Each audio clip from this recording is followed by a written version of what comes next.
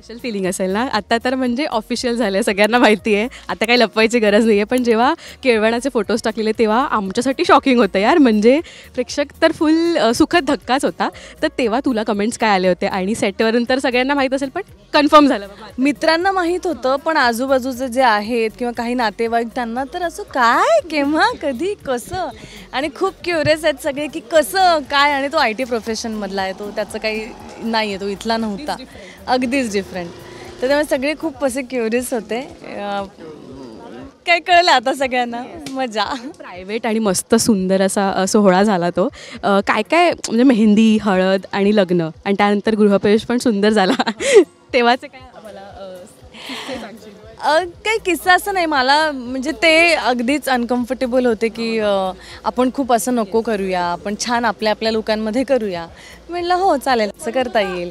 मग मेहंदी माझ्या नुसार केली, हळद त्यांच्या ट्रेडिशन, आमचं ट्रेडिशन मिक्स, लग्न पण सेम ट्रेडिशन मिक्स करून केलं. आणि त्यांचे 2 ट्रेडिशन आम्ही फॉलो केले, त्यांच्यात काही विधी असतात. सो आम्ही जे मेन विधी आहेत त्यांच्या ते केल्या. आणि नंतर बँगलोरला गेल्यावर आम्ही मंदिरात जाऊन काही विधी केल्या आहेत. आणि नंतर गृहप्रवेश खूपच गोड अद्गत आहे, त्याने असं खूप छान गोड पद्धतीने माझं स्वागत केलं. पवन मराठी बोलतो किंवा तुझं काम बघतो आणि काय म्हणजे सिरियलबद्दल काय सांगतो? छान, म्हणजे त्याला येतं मराठी बऱ्यापैकी म्हणजे प्रयत्न करतो तो आणि त्याचे घरचे पण. म्हणजे माझा एपिसोड लागला किंवा काय आवर्जून बघतात, तर नाही आलं तर विचारतात की काय आहे, कसं आहे. पण इमोशन्सच इतके असतात डेली सोपमध्ये, बॅक टू बॅक, त्यामुळे त्यांना ते कळायला जास्त मदत होते. आता तुझं रुटीन तर म्हणजे आता सगळ्यांना इन्फॉर्म करावं लागेल ना सासरी की आता असं असं माझं रुटीन आहे. पण आत्ता सेटवर येताना काय म्हणजे घरून असं येतं की टेक केअर, म्हणजे सल्ला येतात ना आपल्याला, काय येतं मेसेज किंवा काही नाही, जास्त दगदग करू नकोस. आणि आपले वर्किंग आवर्स तुला माहिती आहे कसे असतात. आत्ता आम्ही सकाळी 6:30 वाजता आलो, रात्री 10 वाजता आम्ही घरी जाणार.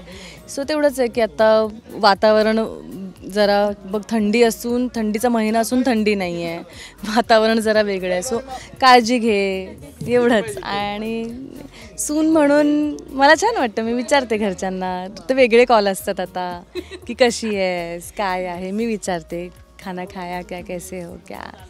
पहिली डिश काय बनवली सासरी गेल्यावर? येस, मी तिथे खूप, म्हणजे तिथे केळीच्या पानावर त्यांचं जेवण असतं आणि मला असं रोज असतं. म्हणलं हो, एवढे सगळे पंचपक्वान्न आणि सगळे, म्हणजे हो. मग ते केळीचं पान, आणि मग मी बघितलं की मला जिथे जिथे आमंत्रण केलं होतं तर ते कसं करतात, केळीच्या पानावर सगळ्यात आधी ते मीठ वाढतात आणि मग डाव्या बाजूने कोशिंबीर, लोणचं करून, मग भाज्या, मग स्वीट वाढतात, मग सांबार राईस, मग पोळी वगैरे सगळं. पण मी पहिल्या दिवशी कोबीची भाजी केली होती, मी पुलाव राईस केला होता, मी सांबार राईस केलं होतं, मी फ्लॉवर मटारची भाजी केली होती आणि भेंडीची भाजी केली होती आणि बिटाचं कोशिंबीर.